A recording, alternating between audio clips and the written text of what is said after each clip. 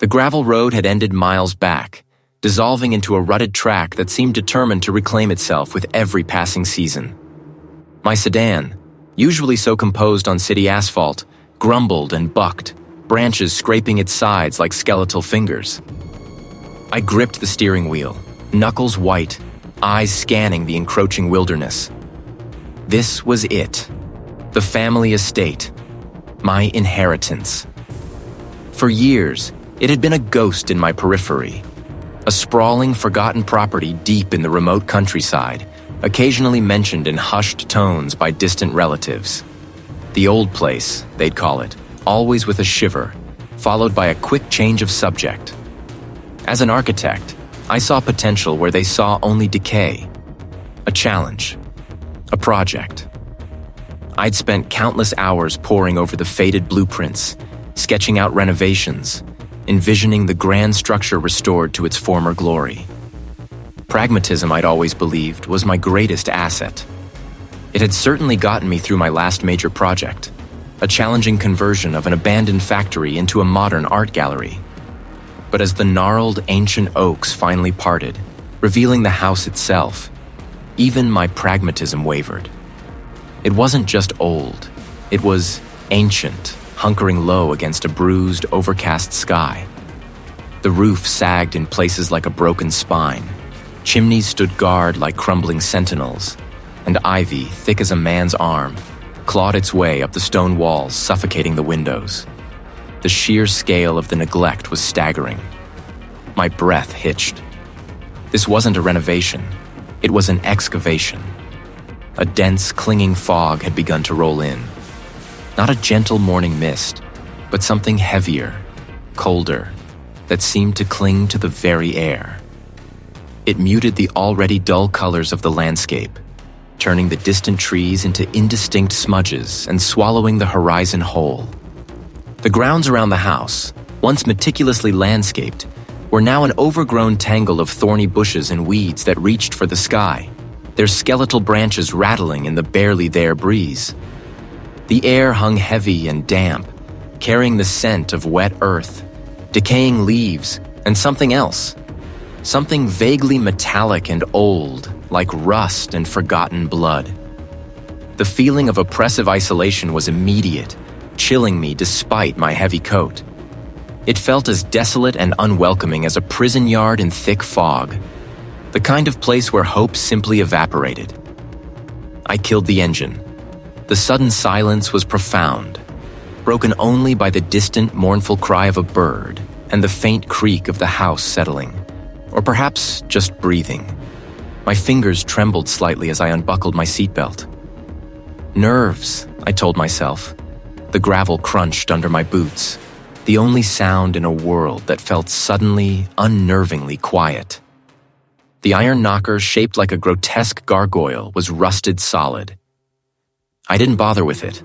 The lock, a behemoth of brass and iron, yielded with a groan to the heavy, antique key I'd inherited.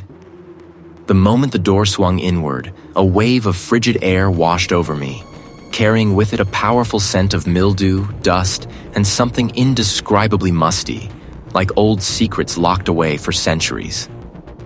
My flashlight beam cut through the gloom, illuminating a cavernous entry hall. Cobwebs, thick and gray, draped from the soaring ceiling like tattered banners. Dust motes danced in the single shaft of weak daylight filtering through a grimy, leaded window high above. The floorboards groaned under my weight as I stepped inside. Every sound echoed, amplified by the emptiness. The house felt vast, swallowing me whole. To my left, a series of archways led to what I assumed were the formal reception rooms.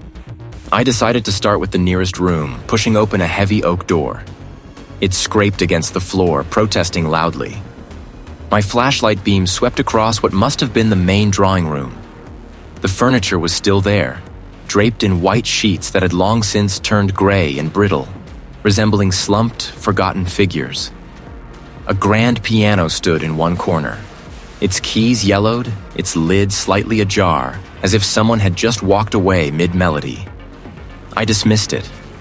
Old houses made strange noises. Air currents, settling timbers. My architect's mind sought logical explanations. Superstitious nonsense, I'd always thought.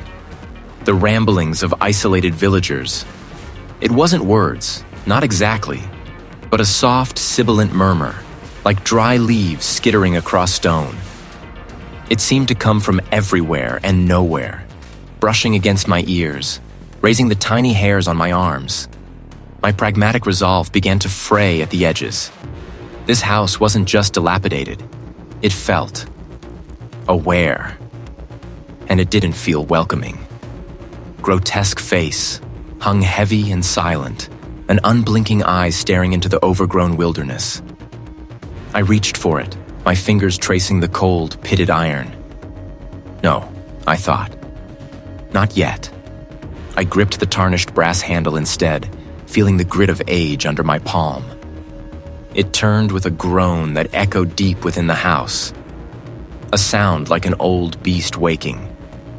The door swung inward, revealing not the grand foyer I'd half expected, but an immediate, suffocating darkness. I stepped over the threshold, pulling my phone from my pocket to switch on its weak flashlight. The beam cut a narrow path through the gloom, illuminating a hallway that seemed to stretch into an impossible distance. My architect's eye immediately registered the oddities. The ceiling was too low for a house of this scale, pressing down like a weight. The walls, despite their peeling wallpaper, felt unnervingly thick, absorbing the light rather than reflecting it. And the floorboards? They weren't just warped by time. They dipped and rose in an uneven, almost wave-like pattern, as if the very foundation beneath them was unsettling itself. My boots, usually a comfort, now felt like lead weights on this treacherous surface. "Hello?" I called out, my voice swallowed instantly by the vast, silent space. The only reply was the soft scuttling of something unseen in the walls, a sound too deliberate to be just mice. I moved deeper, each step a conscious effort against the house's resistance. To my left, a grand staircase should have risen, but instead, there was a solid, unadorned wall. A structural anomaly, I mused, trying to rationalize the impossible.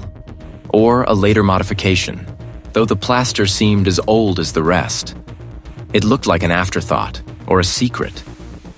I tried the handle. Locked. Of course. As I ventured further, the unsettling sounds began. They weren't words, not exactly, but a low, sibilant murmur that plucked at the edges of my hearing. It was the kind of sound that made you question if you truly heard it, or if your own imagination was playing tricks. Then a distant thump.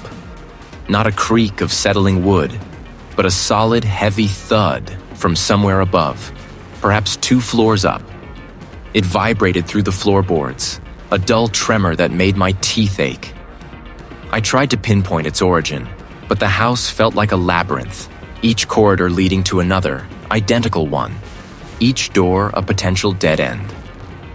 This was not the logical layout of a typical estate. It was a puzzle designed to disorient. I found myself in what might have once been a parlor, its windows boarded up, leaving the room in perpetual twilight. Here, the architectural quirks became more pronounced. A fireplace, grand in its decay, was strangely off-center. A wall that should have been flat bowed inward, almost imperceptibly, as if breathing. I ran my hand over the plaster, feeling a subtle vibration, a faint hum that was more felt than heard. My phone buzzed, startling me. I almost dropped it. It was a message from the estate manager, a brief update about the local permits. I needed a moment of fresh air. This house was already getting to me. I retraced my steps, pushing through the heavy front door and stepping back into the crisp, cool air. As I stood on the warped porch, taking a deep breath, a battered pickup truck rumbled slowly up the winding driveway. It pulled to a stop a few yards away, and an old man with a weathered face and eyes like polished stones looked at me from behind the wheel. He cut the engine, and the sudden silence was profound. He didn't get out, just sat there watching me. I felt a prickle of unease. "Can I help you?" I asked, trying to sound polite and in control. His gaze swept over the house, then back to me. "You're Chen, aren't you? The one who inherited this place." His voice was raspy, like gravel churning. "That's right," I affirmed. "I'm planning to begin renovations soon." A slow shake of his head. "Renovations won't fix what's wrong with this land, child. Some things are too deep for paint and plaster." He paused, his eyes narrowing. "You hear them yet?" "I've heard some things," I admitted carefully. "Old house settling, I suppose?" "Settling?" He scoffed, a dry, humorless sound. "That's no settling. Soon enough, you start to see things that ain't there. And then, people just go missing. Vanish. Happened to the last one who tried to stay here. Happened to others before that." My pragmatic mind struggled to process this. Local superstitions, of course. Yet the way he spoke, the conviction in his eyes. He just stared, his eyes unwavering. The land remembers, and it wants its due. With that, he shifted the truck into gear, the engine sputtering to life. I stood there for a long moment, the old man's warning clinging to the air like a noxious vapor. But the house itself felt absurd. The uneven floors, the hidden door, the bowing wall, the impossible distances, and the sounds. They weren't just in my head. For a terrifying, fleeting moment, the dilapidated porch and the overgrown garden dissolved. The thick, damp air tasted of salt and despair. High chain-link fences topped with razor wire loomed out of the swirling mist, fading into an impenetrable gray. My heart hammered against my ribs, a desperate bird trapped in a cage.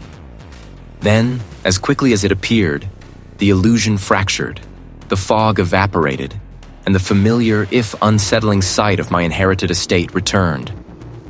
I blinked, shaking my head violently, trying to clear the lingering image from my mind. What was that? A hallucination? A trick of the light? Of my own strained nerves? This wasn't just an old house. This was something else entirely. And I, Chen, the pragmatic architect, was standing right in its maw. The old man's words clawed at my mind long after the sputtering truck disappeared down the overgrown lane. The land remembers, and it wants its due. It was the kind of ominous pronouncement you heard in campfire stories, not from a weathered local in broad daylight. Yet the chill that had settled over me was very real, clinging to my skin like the damp morning air. I stood there, listening to the silence of the estate, a silence that felt less like peace and more like a held breath. The pragmatic architect in me wanted to dismiss it as superstitious nonsense, the ramblings of someone steeped in local folklore. But the unease that had been steadily growing since my arrival here refused to be reasoned away. I forced myself back inside, the creak of the front door a mournful sigh.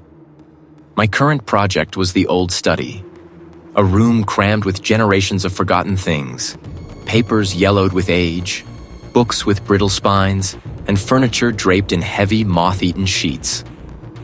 I started methodically, pulling boxes from shelves, sifting through rusted tools and forgotten trinkets.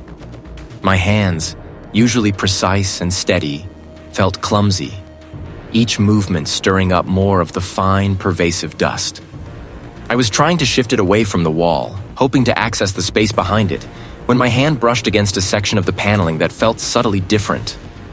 Not warped by time, but deliberately uneven. Curiosity, a potent counter to my growing apprehension, took hold. I pressed, I pushed, I prodded. Finally, with a soft click that was almost swallowed by the house's perpetual creaks, a narrow section of the paneling slid inward, revealing a cavity. Inside, nestled amongst cobwebs, lay not a box, but a stack of leather-bound journals. They were old, much older than anything else I'd found. Their covers cracked and faded, their pages a deep, brittle sepia. I pulled them out, one by one. The leather felt strangely cool against my skin, even in the stuffy room. The first journal, Its cover embossed with a faded, unidentifiable symbol fell open in my hands. The handwriting was cramped, precise, but with an escalating tremor in later entries. The ink, once black, had faded to a sepia itself. The early entries were mundane, observations about the weather, estate upkeep. Not wind, not the house settling. Something else. It demands attention. My eyes scanned ahead, picking out keywords. Rituals, offerings, the soil, the old spring. My stomach tightened. The old man's words about the land wanting its due echoed in my mind. I shivered, glancing around, but saw nothing amiss. The dust motes still danced, the sun still streamed. Yet the air felt heavier, thicker, as if something unseen had entered the room. I returned to the journal, my fingers tracing the faded script. The writer, whose name was never explicitly stated, became increasingly obsessed, describing strange preparations, gathering specific plants, burying small, unidentifiable objects in the earth. The entries grew frantic, less coherent. It watches, always, from the edges of sight. The watcher. It knows when I falter. It knows when I sleep. The word watcher sent a jolt through me. It wasn't just a sickness. It was an entity. Something sentient, malevolent. The house groaned, a deep, resonant sound that vibrated through the floorboards. Or was it the walls? Or was it just me hearing things? I read on, desperate for clarity, for an explanation, even as the words twisted my insides. The last few pages of the first journal were almost illegible, scrawled wildly, interspersed with crude, unsettling drawings, stick figures performing obscure gestures, circles within circles, and a repeating, abstract symbol that seemed to pulse with menace. As I absorbed the frantic despair in the final entry, the world around me seemed to warp. The dusty study, the faded journals, the very walls of the house began to recede. The scent of old paper gave way to a sharp, metallic tang. The filtered sunlight became a sickly gray. Suddenly, I wasn't in the study anymore. I was standing in a vast open space, enclosed by high, grim walls of rough-hewn stone. The walls stretched impossibly high, disappearing into the swirling gray above. The sense of isolation was absolute, a crushing weight. I felt utterly, completely alone, and utterly, completely trapped. Then, as quickly as it had come, the vision dissolved. The metallic tang vanished, replaced by the familiar scent of dust and aged paper.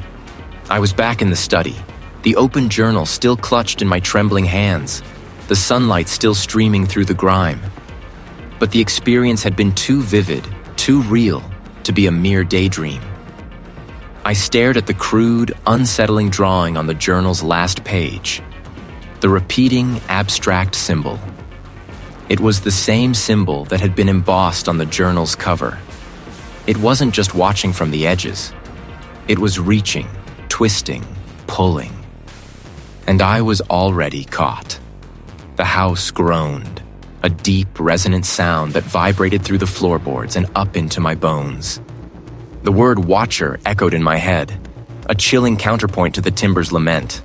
It wasn't just a sickness, a local superstition. It was an entity. Something sentient, malevolent. My fear wasn't a cliché, not a heart pounding or blood running cold, but a raw, physical tremor that began in my gut and spread through my limbs, leaving a faint metallic taste on my tongue. I pushed away from the dusty archive table, the paper scattering, unheeded. The air in the room, already heavy with the scent of aged paper and dry rot, seemed to thicken, pressing against my skin. Old houses settle. Old houses creak. Drafts play tricks with sound. The logical part of my brain, the part that designed structures and calculated stresses, insisted I was overtired, imagining things. The first distortion was subtle. I was in the library, trying to organize the scattered books back onto the shelves, when I saw it. A specific volume, A leather-bound history of the region sat on the mantelpiece. I distinctly remembered placing it on the desk moments before. I walked over, picked it up, and placed it back on the desk. Less than a minute later, my gaze drifted back. It was on the mantelpiece again. My breath caught. I stared, then walked back, picked it up, and placed it on the desk once more, this time watching it for a long, tense moment. It stayed, but the prickle of unease was already burrowing deeper. Later, as twilight bled through the grimy windows, painting the grand staircase in shades of bruised purple and gray, the distortions grew bolder. I was heading to the kitchen for a glass of water when I stopped dead. The staircase, which I had walked up and down countless times since arriving, seemed longer. Not just an optical illusion, but physically extended, the risers taller, the landing further away than it should have been. I blinked, rubbed my eyes, and when I looked again, it was back to its normal, imposing length. My mind was playing tricks. It had to be. I forced myself to walk down the stairs, one foot in front of the other, each step an act of defiance against the growing sense of unreality. But the house wasn't done. As I reached the bottom, the air around me abruptly shifted, growing heavy and damp, carrying a metallic tang, like old blood and wet concrete. The grand foyer, with its high ceilings and peeling wallpaper, dissolved. This wasn't the house. The fog swirled, obscuring everything beyond a few feet. I could feel a faint, biting wind, carrying the smell of decay and something indefinably industrial. Panic flared, hot and sharp. This was real. Or my mind had irrevocably broken. I squeezed my eyes shut, willing the terrifying vision away. I focused on the memory of the house's familiar decay, the chipped plaster, the scent of mildew. When I opened them again, I was back in the foyer. The air was still, tasting faintly of dust. The grand staircase loomed above me, solid and real.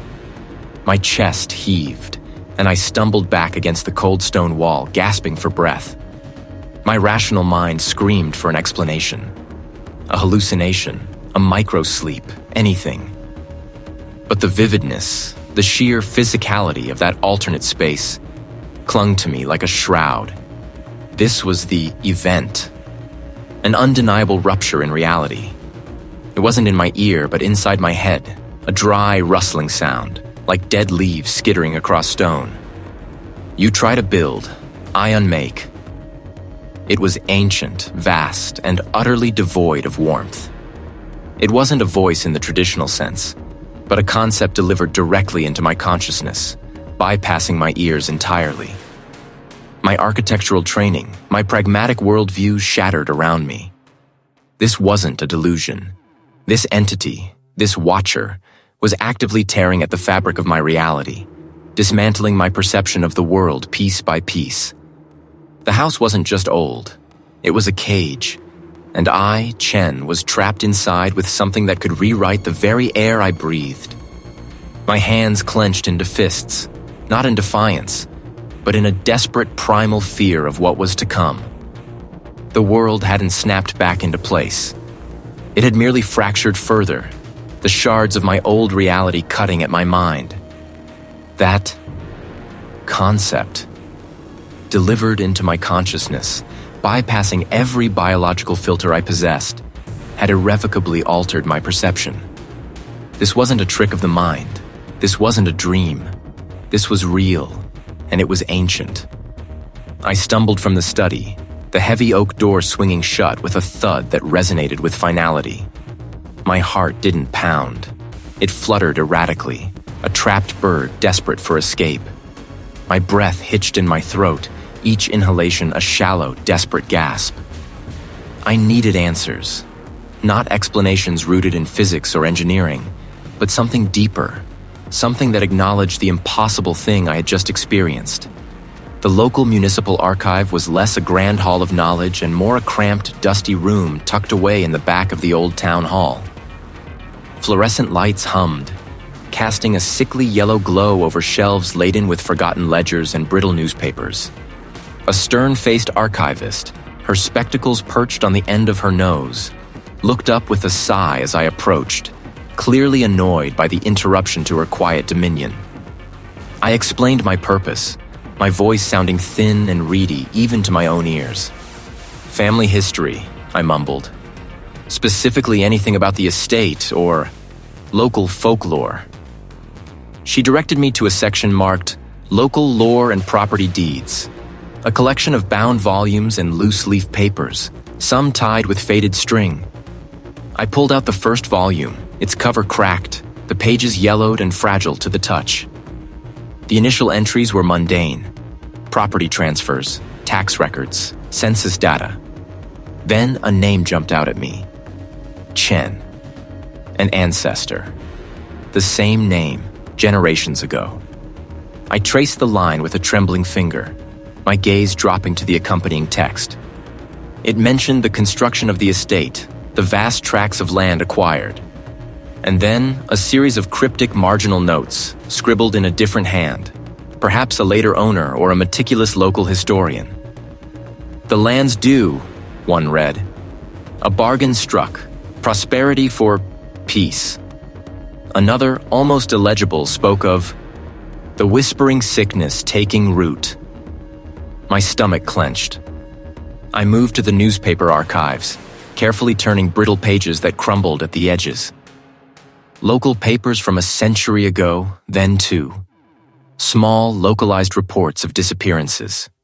Not sensationalized, just brief, almost apologetic mentions. A farmer's child, vanished from the fields. A trapper, gone from his cabin. A merchant, last seen near the road leading to the estate. Each instance was followed by a brief, unsatisfying conclusion. Believed to have wandered off, or no trace found. But the sheer number clustered around the estate's vicinity and spanning decades was chilling. They weren't isolated incidents. They were a pattern. My fingers brushed against a particularly old, unbound collection of handwritten notes, clearly a personal journal donated to the archive. The script was spidery, difficult to decipher. It belonged to a local chronicler from the late 18th century. And then, the true horror. He spoke of my ancestor, the one who built the estate, and a covenant. He spoke with the land, and the land answered. A promise was made, a tithe assured, a covenant, a tithe, the land, the entity. It was all coalescing into a grotesque, impossible picture. The fluorescent lights flickered, plunging the room into momentary gloom before sputtering back to life. I glanced up, but the archivist was engrossed in her own work, seemingly oblivious. Had I imagined it? No. The scent of damp earth and something acrid, like old iron, wafted past me. It was faint, fleeting, but undeniably there. It wasn't words, not yet, but a presence, drawing closer. My phone felt heavy, slick in my palm. I dialed, but the call wouldn't connect. Just a deadline, then a strange, static-laced hum that sounded almost like a sigh. The isolation felt physical, pressing in on me from all sides. My mind, already frayed, conjured an image with jarring clarity. A vast gray expanse, choked with mist. No walls were visible, just the swirling, impenetrable gray. Yet I knew I was trapped. The vision lasted only a second, a terrifying intrusion, a glimpse into a potential future or a reflection of my current mental state. I slammed the journal shut. The disappearances weren't accidents, they were payment. And my ancestor, the pragmatic builder, had made a pact with something ancient and hungry. The estate wasn't just my inheritance. It was a cage, and I was already inside. The chill from the archive didn't just sweep through. It clawed at my lungs, stealing the air. My vision blurred, then sharpened. But the world had utterly changed. A dense, featureless shroud of gray enveloped everything beyond a few feet. The air hung heavy and still, muffling all sound, pressing against my skin with a cold, insistent dampness that seeped through my clothes. My breath plumed out in ragged gasps, instantly swallowed by the swirling vapor. The ground beneath my worn boots was uneven, gravel and packed dirt, slick with moisture. It wasn't just an absence of sound, it was a physical pressure, pushing in on my ears until they ached. Nothing. My throat felt raw, my tongue thick. What was this? Where was the archive? Where was I? Then, as suddenly as it had come, the world fractured. The gray dissolved into swirling motes of dust dancing in a sliver of sunlight. The metallic tang vanished, replaced by the familiar cloying sweetness of decaying paper. My hand was still outstretched, not against a rough stone wall, but resting on the spine of a leather-bound book, tucked into a forgotten niche behind a loose panel in the archive wall. It had been a hallucination, a jarring, disorienting skip in reality. The entity, the land, the covenant. It was already working on me. My fingers trembled as I pulled the book from its hiding place. No title adorned its spine. No author's name graced its cover. It felt impossibly old, brittle, like it might crumble to dust in my grasp. This wasn't just another ledger. This felt personal. I carried it to the heavy oak table, the same one where I'd spread the maps and deeds. The light filtering through the high, grimy windows caught the fine dust motes that rose from its pages as I carefully opened it. The paper was thick, handmade, discolored with age and what looked suspiciously like water stains. Or maybe something worse. The ink was faded, but the script, though elegant, was surprisingly legible. It was a diary. The date on the first page, scrawled in an almost apologetic hand, placed it squarely in the late 1700s. My great-great-grandparent.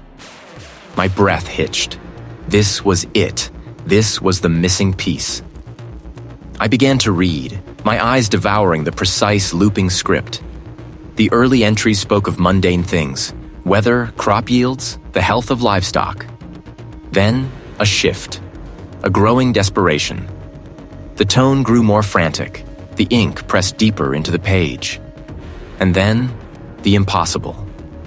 The land demands a tithe, the entry read, dated a bitter autumn day.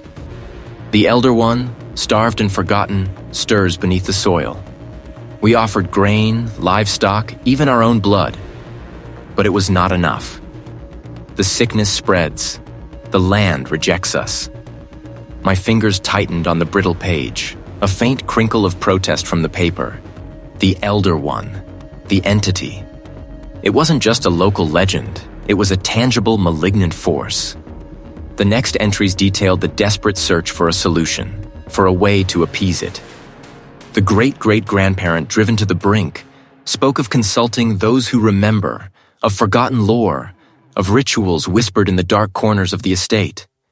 And then, the horrifying culmination.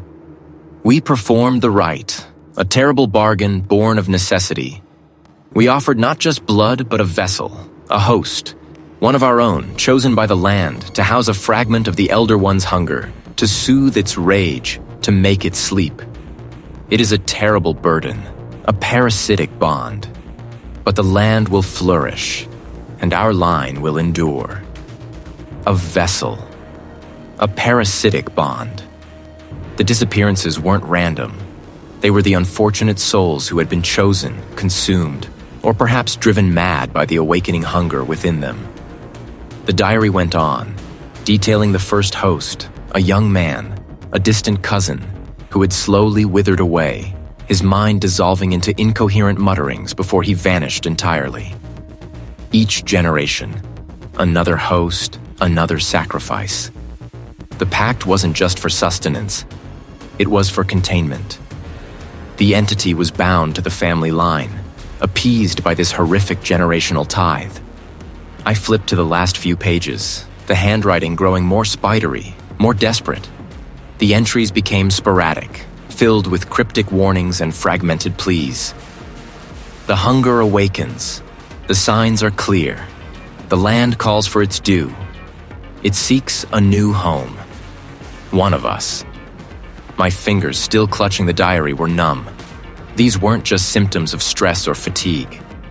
They were the signs, the entity stirring, the land calling, the chosen. I looked down at the diary, then at my own trembling hands. The architect, the pragmatist, the one who scoffed at local legends. I was Chen. I was the inheritor of this estate, this land, this terrible, impossible legacy. And I was the next host. My breath caught in my throat, a choked gasp. A cold emptiness, a gnawing void. I was there again, or still there. The fog was a living thing, thick and cloying, wrapping around me like wet wool. It tasted like old iron on my tongue, and the air hung heavy, still and utterly silent. No wind, no distant bird cry, no hum of anything alive. My feet, I realized, were bare on rough, damp concrete.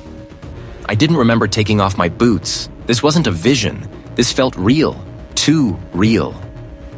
My head swam. The fog swirled closer, not dissipating, but coalescing, forming indistinct shapes at the periphery of my vision. Are those walls?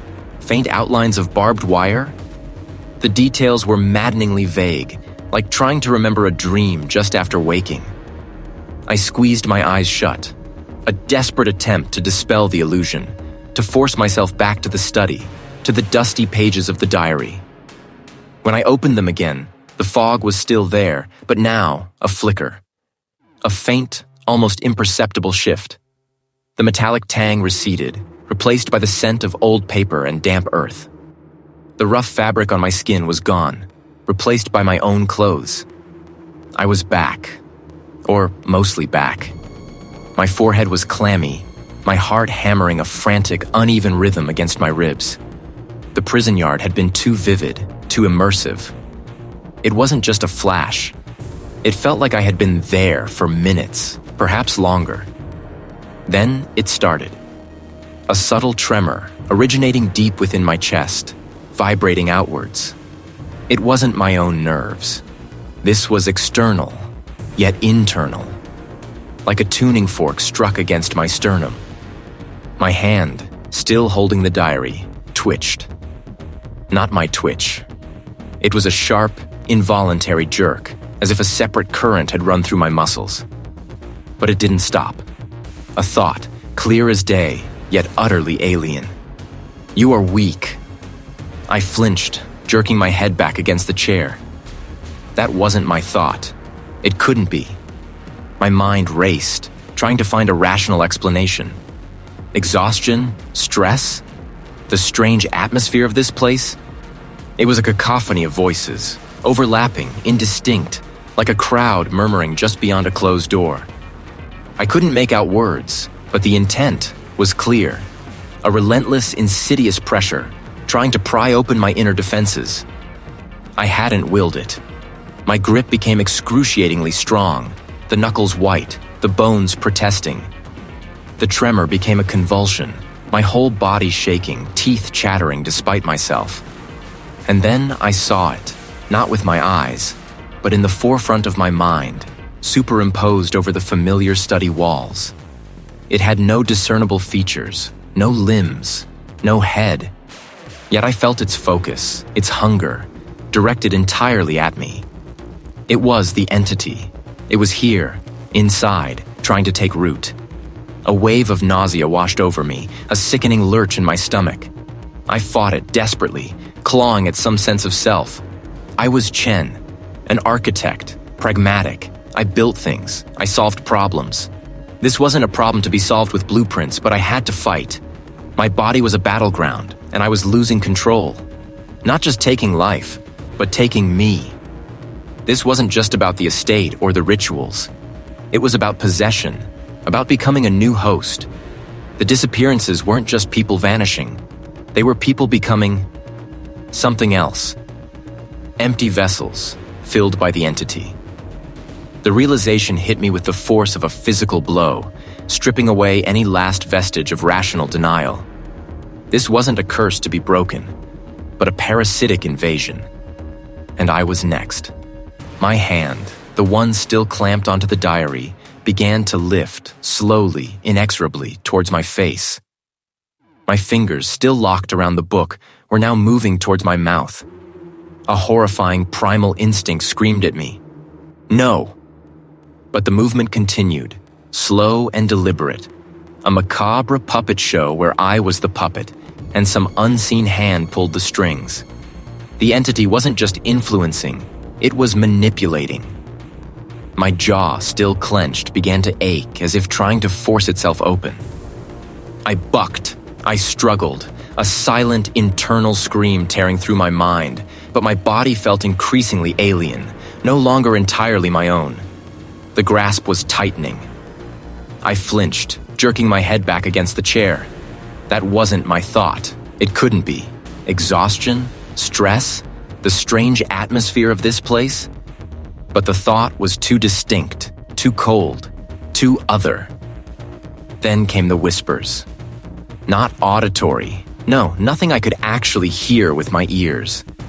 These were whispers in the deep hollows of my skull. 1,000 faint voices speaking in a language I couldn't understand. Yet their meaning seeped into me like cold water into bone marrow. Give in, give in, give in. My jaw clenched. Not a chance. If this thing wanted me, it would have to fight for it. I wasn't just some ancestor ready to roll over and become another sacrifice. No, I was Chen, and I was going to break this.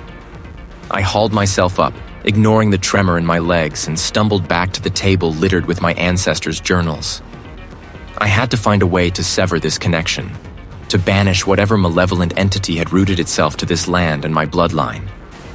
My fingers, numb and clumsy, flipped through the brittle pages.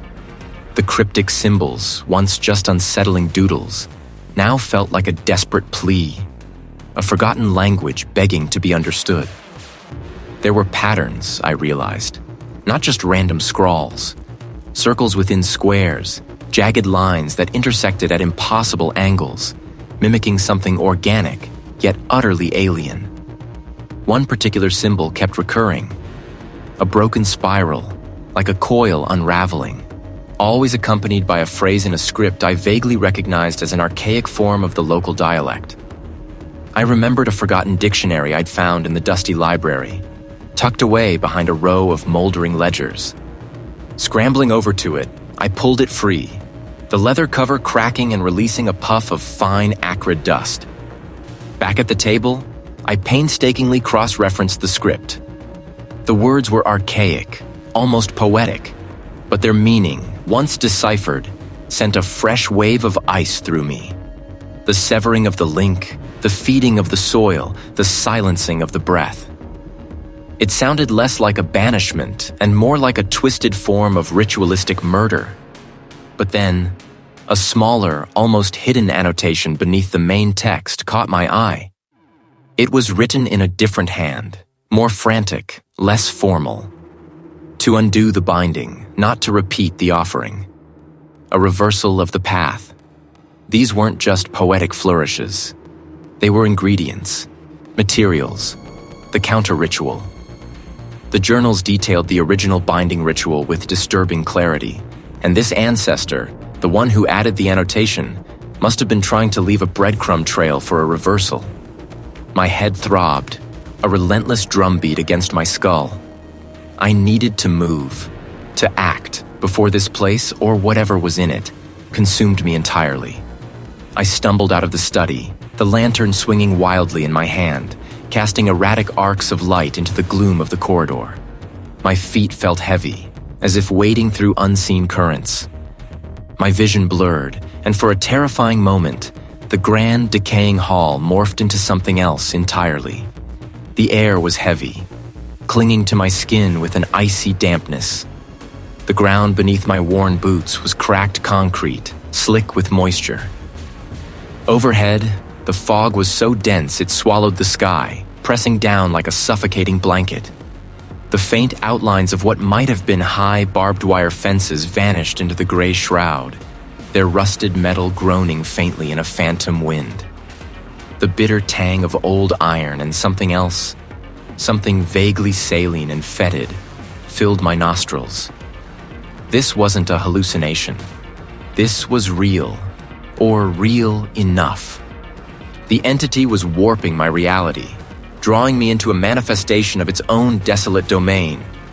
Or perhaps it was showing me where I needed to be. Earth. Iron. The breath ungiven.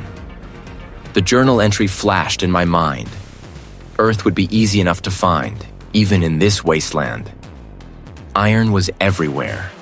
The rusted fences, the skeletal remains of what looked like an old watchtower half swallowed by the fog. I broke off a shard of corroded metal, its edges sharp against my skin. That was trickier. My eyes fell on a patch of concrete where the thick fog seemed to be densest, almost coalescing into a deeper, more solid gray. Then, the breath ungiven. What could that mean? Not a living breath, surely. I fought them, pushing through the mental static. An ungiven breath. A breath that never was, or one that was taken prematurely, violently. It wasn't blood, not exactly. A breath stolen, never fully exhaled. I scraped a small amount of the black residue into my growing collection. My hands trembled, clutching the grotesque components. The final confrontation. I just hoped I hadn't gathered the ingredients for my own undoing. The journals lay open on a makeshift pedestal of stacked bricks, their yellowed pages illuminated by the single sputtering lantern I'd placed beside them. My hands trembled, not from cold, but from a tremor of profound unease that had settled deep in my bones. This was it. The counter-ritual. The one designed to sever the connection, to break the hold. My ancestors' frantic, scrawled annotations were a map to this desperate act. Earth, iron, shadow, and the breath ungiven. I had gathered them. A handful of soil from the deepest part of the estate's cellar, still clinging to the root of some ancient, unseen thing. A rusted iron spike, unearthed from beneath the hearth, its tip stained with what I hoped was only oxidation. A shard of obsidian, polished smooth by time, reflecting the flickering lantern light like a piece of captured night. It felt wrong, utterly wrong, to use it, but the journals implied it was necessary, a symbolic echo of what the entity had taken. I arranged them around a shallow basin I'd carved into the dirt floor, following the diagram in the journal. It wasn't a sound so much as an impression of sound, a suggestion of cold air moving over empty space. Nothing. Taking a deep, shaky breath, I began to recite the fragmented incantation from the journal. The words felt ancient, unfamiliar, tasting like ash on my tongue. Then the floor beneath me seemed to dissolve.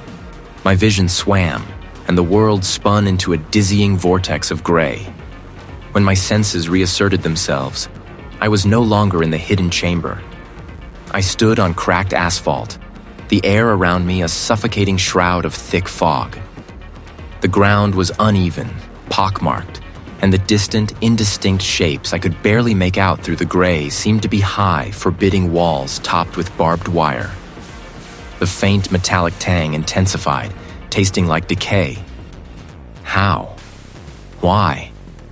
My mind reeled, grasping for purchase in the sudden, impossible shift in reality. A low, guttural growl rumbled through the fog, not from any specific direction, but from everywhere at once, vibrating through the ground and up into my very bones. The sound curdled my stomach. The handful of earth had transformed.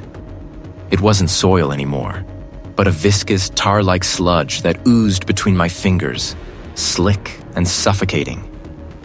The iron spike, once a tool, now pulsed with a dull, malevolent heat.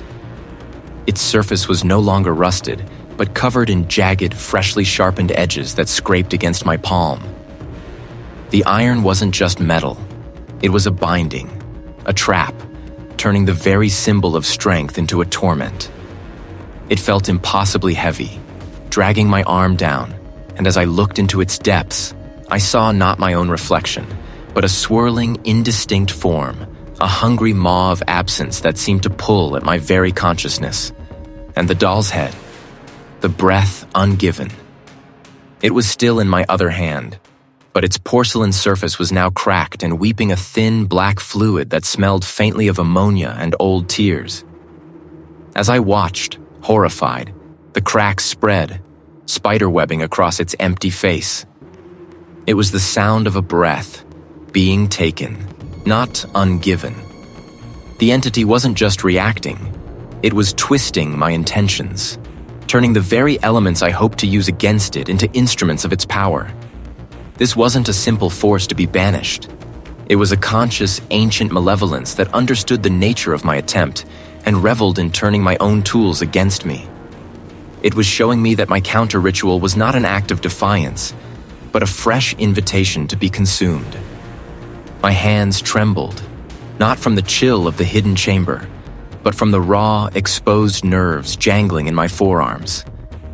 The journals, their brittle pages splayed open, seemed to hum with a silent, terrible energy under the sputtering lantern light.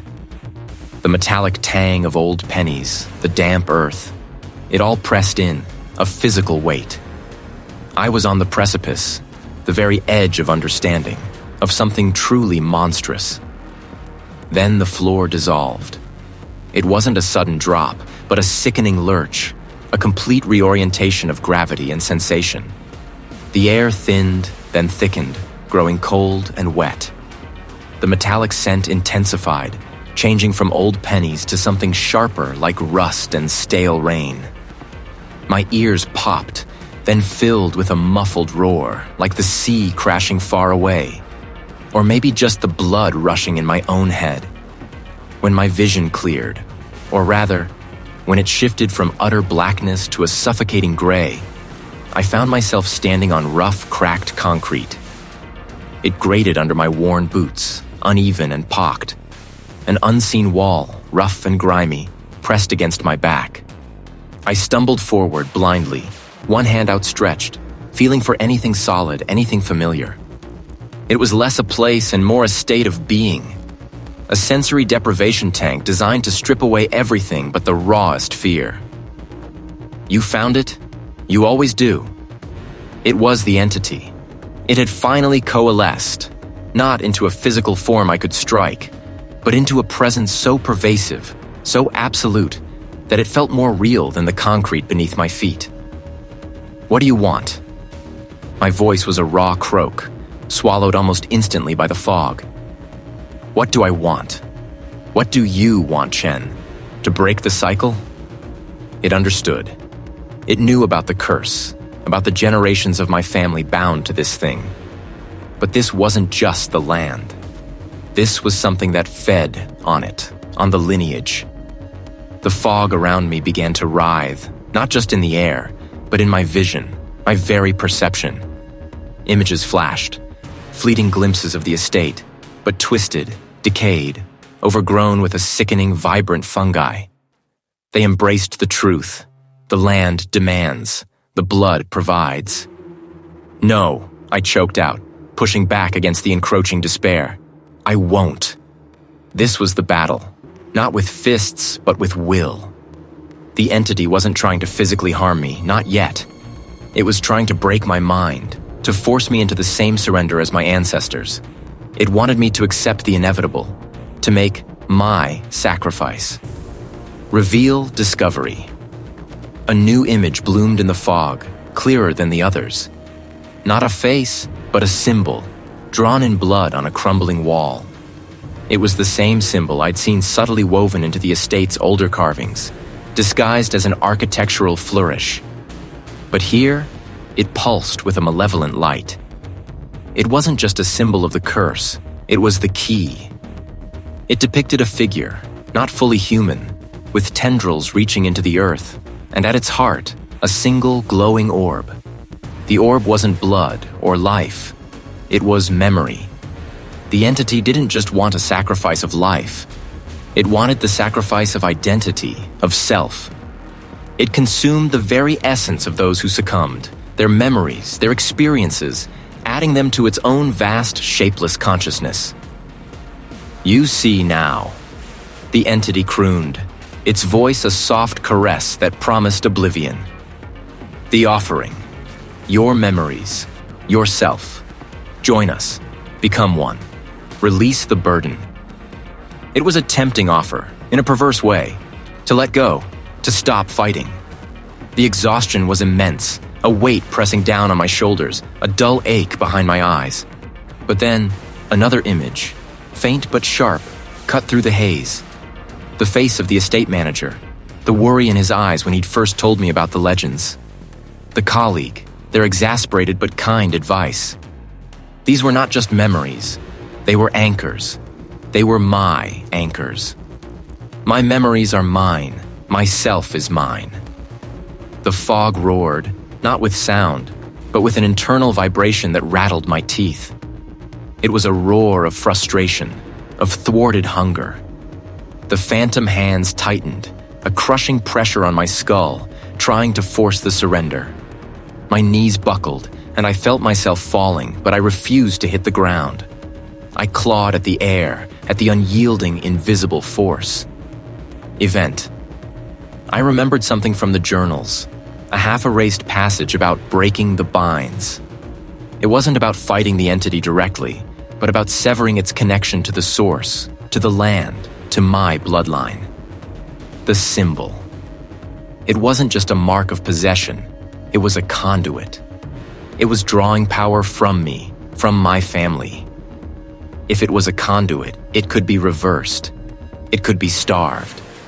Fool, the entity hissed, its voice fracturing into 1,000 angry shards. You cannot sever what is woven into your very being. I gritted my teeth, ignoring the pain, the disorientation.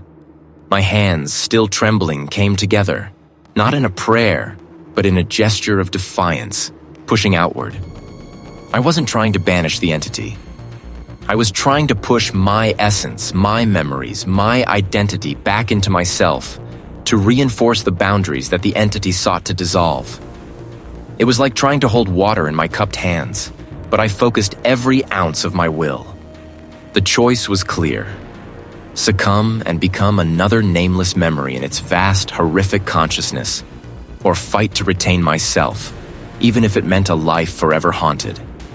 I wouldn't feed it. I wouldn't be another sacrifice. I would starve it.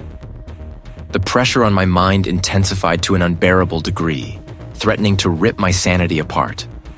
But I held on, my entire being a single, desperate, defiant refusal. My hands, raw and aching, had pushed against something formless, something that was trying to unravel the very threads of my being. I wasn't trying to banish it, not really. There was a final deafening shriek that wasn't a sound at all, but a vibration, a tearing at the fabric of existence. And then, nothing. The world went silent. Not just quiet, but silent. The kind of silence that swallows sound, that feels like a physical pressure against the eardrums. My body, a collection of vibrating nerves and screaming muscles, collapsed. I hit something hard and cold. My eyes, refusing to obey, remained stubbornly shut, but I felt a strange shift. The familiar, musty air of the estate was gone. When I finally managed to pry open my eyelids, a dense gray curtain greeted me. This was a thick, cloying fog, the kind that makes the world shrink to the space immediately around you. I lay on coarse gravel, sharp stones digging into my back. My head throbbed. Every muscle screamed in protest as I tried to push myself up. I could barely see my own outstretched hand. This wasn't the estate. This wasn't any place I knew. My mind, still reeling from the confrontation, struggled to make sense of it. Was this a hallucination? A final, cruel trick of the entity? Or had I, in my desperate push, somehow torn myself free, not just from it, but from reality itself? I pushed again, this time with more success, scrambling to my knees. My breath plumed in front of me, a fleeting ghost in the gray. The fog muffled everything. I could discern vague, monolithic shapes in the distance, taller than any tree, wider than any wall I'd seen on the estate. Walls, High walls, I suspected, though I couldn't see their tops, lost as they were in the endless gray. The air itself felt contained, trapped. There was no wind, no rustling of leaves, no distant murmur of traffic, just the profound, suffocating quiet. I was alone. Utterly, terribly alone, in a place that shouldn't exist. My hands instinctively went to my chest, searching for reassurance. My shirt was torn, my skin clammy. I felt the familiar ache in my ribs, the dull throb in my temples. The physical pain was real, a tether to my reality, even if the surroundings weren't. I stumbled forward, one tentative step at a time, arms outstretched, trying to feel my way through the pea souper. The ground remained gravel, crunching under my worn shoes. Each step was a gamble, each breath a struggle against the damp, heavy air. Then, a subtle shift. Not in the fog or the ground, but within me. A flicker. It was a fleeting, almost imperceptible feeling of otherness, a thread woven into the fabric of my own consciousness. The entity hadn't simply retreated. It hadn't been banished. Instead, it had integrated. A piece of it, a fragment of its vast, shapeless awareness, had somehow become intertwined with mine. It wasn't a full possession, not like before, but a subtle, insidious cohabitation. This was the reveal, the terrifying truth.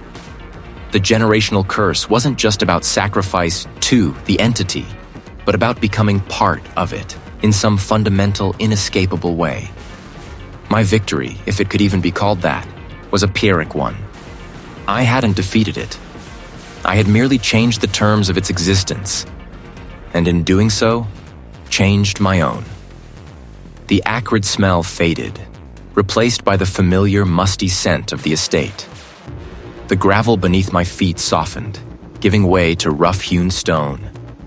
My vision cleared, the gray curtain peeling back to reveal the crumbling stone walls of the hidden chamber, bathed in a weak, watery light filtering down from somewhere above. I was lying on the floor, amidst scattered ritualistic debris, my body aching, my clothes torn. I pushed myself up again, this time with a profound sense of exhaustion that went beyond physical fatigue.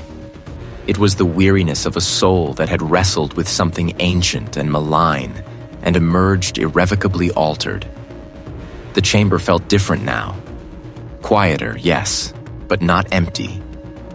I walked out of the chamber, my steps heavy, into the main body of the estate. The house, too, felt changed. The silence was still there, but it wasn't the suffocating silence of the prison yard. I looked at my hands, still trembling. They were mine, undeniably. But somewhere, deep down, I knew they weren't entirely mine anymore. The entity hadn't just vanished into the ether. It had found a new vessel, a new home. And that home was me. The house was quiet, the air still. The curse, I realized, wasn't broken. The fight was over, but the aftermath was a far more insidious horror.